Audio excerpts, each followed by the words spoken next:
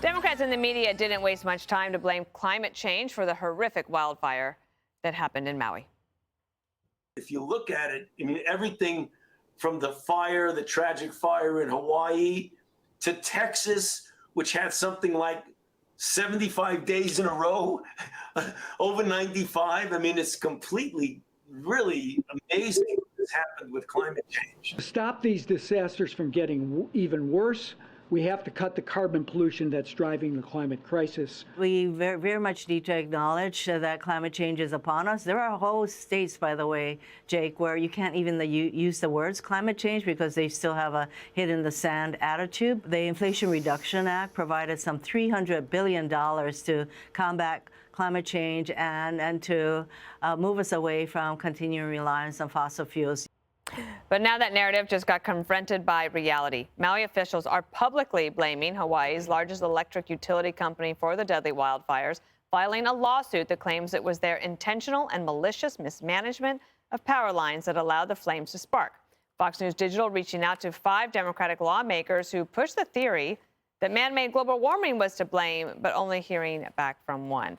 All right, Judge, they have a lawsuit, and that's going to be about the power company to deal with. But immediately, it's almost as if any issue can, if you don't want to deal with accountability, you just say climate change. Yeah.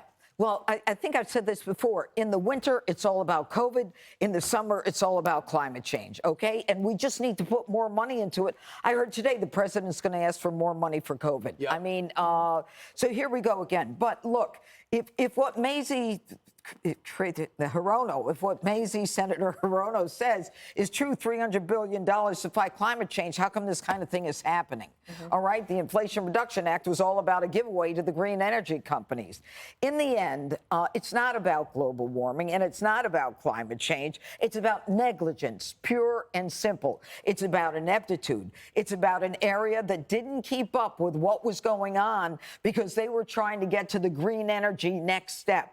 And so they were too busy working on green energy. They ignored the obligation of the current situation. They didn't fill the water reservoir. Okay, they didn't turn off the power lines when they got a warning that there would be high winds coming, and they failed to follow protocol to shut down the live power lines. And so what we've got now is the power lines are igniting dry grass and bush, and people died as a result of it. And they didn't even send off the sirens. They said the guy said he was worried that people would run toward the fires if they turned the sirens off. Right. You know, it's about an excuse. We live in a world that's all about excuses, that is blocked in terms of ideology. It's all tribalism. You're on this side or you're on this side. Facts are irrelevant. And they had all of this money, Brian, that they were, well, they knew about the wildfire threat. They had money that they could use to deal with the wildfire threat, but instead they used it on green energy projects, and they didn't do anything to try to mitigate a problem like this one. Right. And the guy that came out and said, we didn't want to put the sirens out because we didn't want people running inland. I'm pretty sure adults know not to run into a fire. Right. All right. Number 2, he resigned the next day. Right. Nice. They call it non-native grass. They said that the grass is highly flammable. They said, you got to get it out. You got to thin it out. You got to get rid of it. They just left it. And the minute these power lines, with the downslope of the wind, along with the hurricane, it was the perfect storm. It burned everything. But they said this grass is the thing that ignited the whole thing. So having said that, if you want to talk about climate change and you want to be effective, pick your spots. When you say it all the time, people turn off. And is there anybody less interesting to talk climate change than Anthony Fauci? Was Terry Bradshaw not available? How did he pop up again on this? Who knows? Yeah. How did you? Why? If you want to ruin my night, see Anthony Fauci even speaking on anything. Remember when he said, if you question me, you are questioning the science. That was about COVID, but I guess it could apply here. Piers, I'll go to you. Look, I was stunned to see him there. I mean, my idea of a personal disaster would be if I found myself trapped on a desert island for the rest of my natural life with Dr. Anthony Fauci. The worst. And Karine Jean-Pierre. Both of them braying at me morning, noon and night with their views on life. Look, I think that climate change is real. I believe that. I believe that man-made contributions are a significant factor in what is going on in the overheating of the planet. But I also think that there are 2 other massive problems in this debate: hysteria and hypocrisy. And what those two things do, a little bit like they did with COVID, actually, is they discourage large swathes of the public from trusting people they should be trusting. We've got to have trust in public officials. You don't get it by blaming stuff like this on the wrong thing. You actually increase distrust in public officials.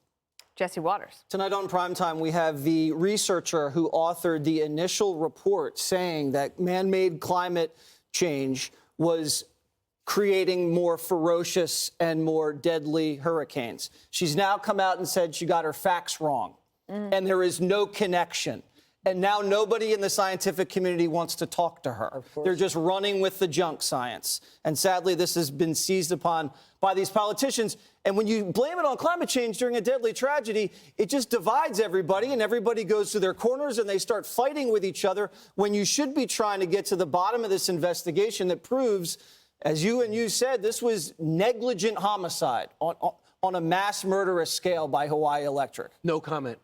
That is the biggest story that nobody's talking about. The President of the United States did nothing, didn't comment for 3 days, and was asked about it, actually said no comment. He doesn't And he want got an a total pass on investigation into this. Yeah. Why is that?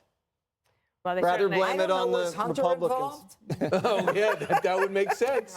Over 100 people dead, and we still have You know more what? than... It's complicated, and there's no easy answer. Hey, JP. That's what you have to remember. That is right. Hey, Sean Hannity here. Hey, click here to subscribe to Fox News YouTube page and catch our hottest interviews and most compelling analysis. You will not get it anywhere else.